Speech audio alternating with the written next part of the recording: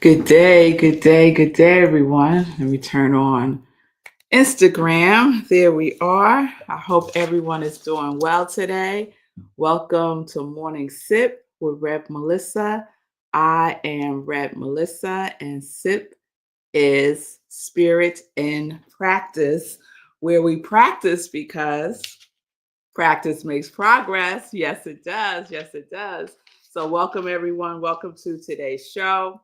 I hope everyone had a great weekend. I had a full weekend, and here we are in March. Can you believe we're in March?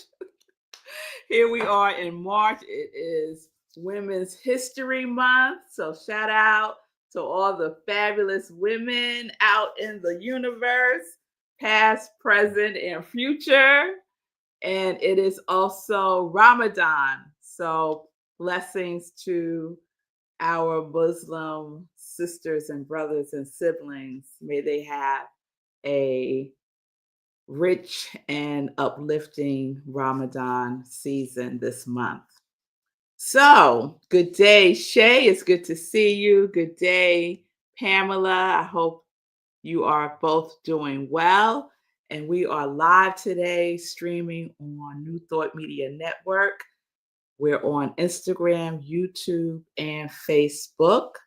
And I'm happy every time I see folks tuning in via YouTube, Margarita. So I appreciate all of you for tuning in on YouTube, because I shared last week that I am contemplating strongly exiting Facebook. So I appreciate you all tuning in on YouTube. So let's get into it. So let me tell y'all what had happened on Sunday. So Sunday we had virtual service. We started our new theme for the month of March. We're following Centers for Spiritual Living's theme and topics for Sunday. So sometimes I follow them and sometimes I create my own. So the theme for March really resonated with me. And the theme for March is the flow of coming and going. The flow of coming and going. And my talk on Sunday was navigating the tides of life, because I really wanted to speak to the current events, the state of affairs, specifically in the United States, with what is happening with this new so-called administration. And because I know that many people are afraid and angry, and all of the emotions are being heightened. And I spent a lot of my time, I shared this on Sunday, this past last week, I spent a lot of time talking with people who are very much afraid of what is happening in the United States. And you know me, I don't really talk politically often, and I don't really engage in all the things that are happening, as far as allowing it to capture my time, my attention, and my energy. That doesn't mean that I'm not aware. I am aware. I just choose to use my time and my energy in other ways. And so, but I wanted to provide a space at our center. If you don't know, I'm the spiritual leader at Rockland Centers for Spiritual Living, which is a new thought center in New York. And we are virtual most Sundays, and we are in person the third Sunday of the month, if you ever want to come and see me in person. So I wanted to create a space for people to just share what was up for them given the current climate. And A couple of people did share about how they're feeling, how they're navigating, because the topic was navigating the tides of life. And, the tides roll in and the tides roll out, and the tides are, the gravitational pull of the tides. What are the gravitational pulls in your life? And for many, the gravitational pull is what's happening right now in the country. And so one particular person shared, and then after she shared about how she was feeling and things that were happening, she said, "But it's all an illusion, isn't it? Right? It's all an illusion, isn't it?" And I think I responded back by saying, like, I get it when we say it's an illusion. And this is a common thing that is said in New Thought, religious science, science of mind, especially when something bad happens. Mm, got cat hair in my mouth. Especially when something bad happens, or if something, I'm sorry, y'all. Davy was all in my face this morning. Um, Especially when something bad happens, and especially if something doesn't go our way and we're sharing with somebody, someone might say back to you, "But it's all an illusion. But it's all an illusion," right? Get rid of that. And I want to talk about that. I want to talk about the concept of illusion. So that's where we're going this week. That's where we're going this week, because sometimes people use the the notion of illusion as a spiritual bypass, as a way of not honoring what they're feeling, as a way of ignoring maybe some information that you may need to receive from whatever it is that is happening. So let me start with the definitions. The dictionary defines illusion as something that deceives by producing a false or misleading impression of reality. Something that deceives by producing a false or misleading impression of reality. I could get with that definition. The origin of the word comes from a Middle English word from Latin that means irony, mocking, and ridicule. Irony, mocking, and ridicule.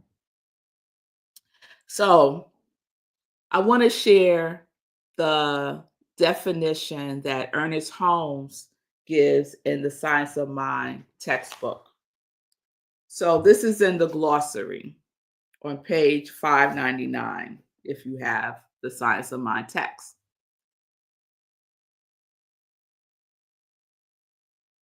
And so this is what he says about illusion, the definition.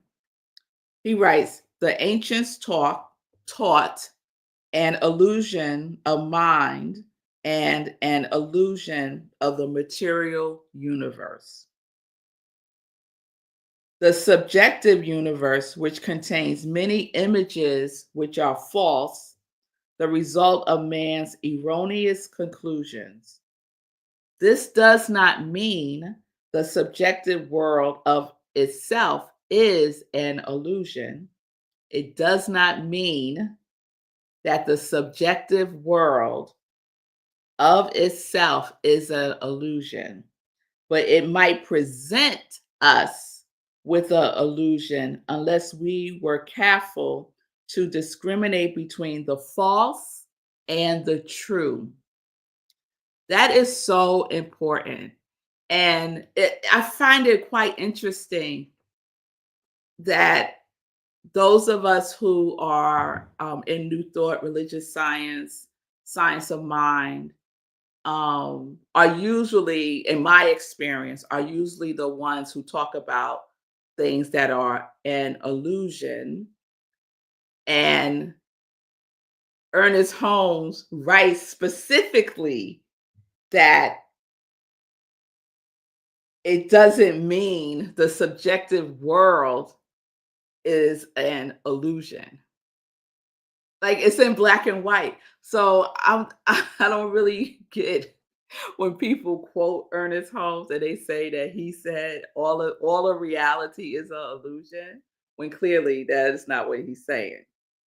So now it may present, it may present itself, right? He says it might present us with an illusion unless we were careful to discriminate between the false and the true. That's the key. Are you discriminating between that which is false and that which is true? So I'm just using this as an example. If you are afraid of what is happening right now because you believe that this administration is has all the power. Now, if you believe that, if you believe that is true, that they have all the power, if you believe that is true, then I can understand why you feel afraid. I can understand that.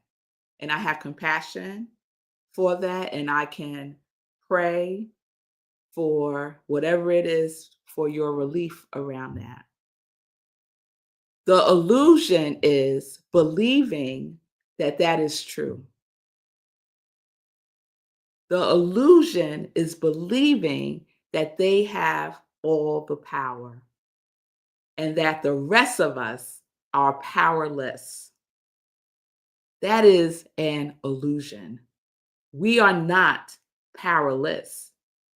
And in my universe, that which is the most powerful, that which is power itself, is God. So, I'm just thinking back on a very recent conversation that I had about this very thing. And so, we have a choice. We have a choice in everything that occurs, how we hold it, how we seed it, how we see it, how we seed it, even that, how we seed it, how we implant it within ourselves, how we root it in ourselves. We have choice and we have discernment. Ernest Holmes said to discriminate between that which is false and that which is true. And I'm saying true with a capital T.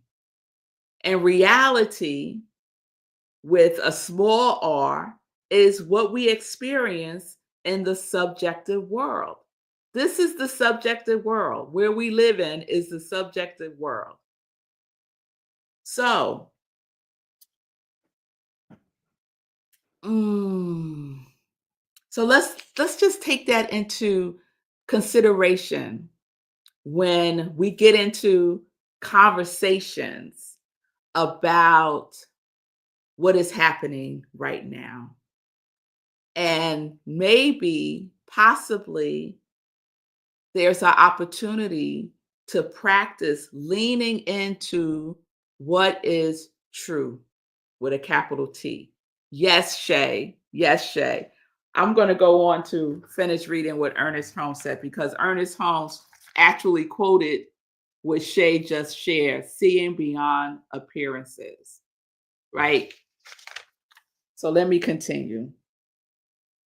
Jesus said, Judge not according to appearances. Even the physical universe is not what it seems to be.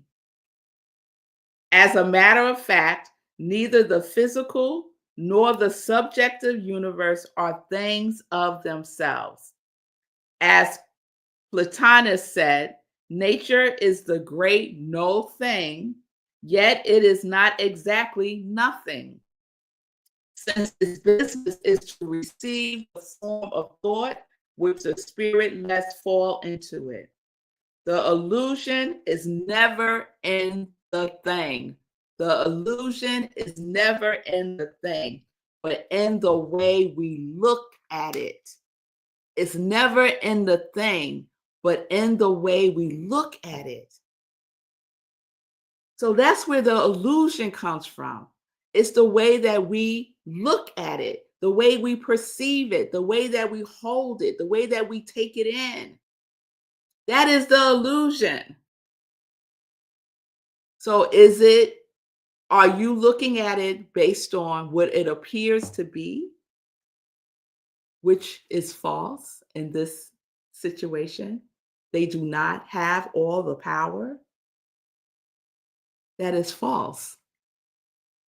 Or are you looking at it from a higher vibration, a clearer lens that God is power itself and that I could use that power to stay grounded and not get caught up in the frenzy,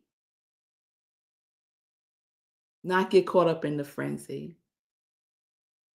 It's a much more powerful position to be in order to advocate for justice when you are standing on solid ground, when you are steady within the truth of who you are.